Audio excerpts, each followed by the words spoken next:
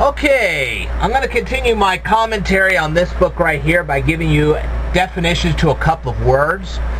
The first one is hinterland. What is a hinterland? Okay, let's say you have a town like Springfield, Illinois. Okay, now a hinterland would be something like Riverton or Athens or Chatham or someplace like that. A smaller town that's close to a big urban area but is far enough away to be called a rural area. Alright, you'll find lots of these little towns all over the state. You have a big town like Shelbyville, but then you have this little tiny town known as Strasburg. Or you have the great big town of Clinton, but you'll have the little town of DeWitt. Okay, so DeWitt, Strasburg, Riverton,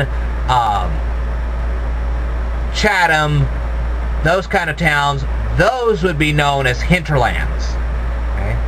Now, another reference to rural communities would be the word bucolic.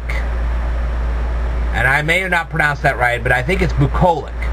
And this is also referring to rural communities. Now, why is all this important?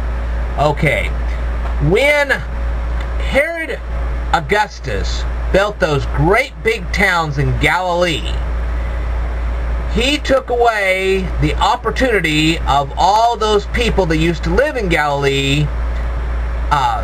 They used to live in little tiny rural hamlets. They didn't live in a big city.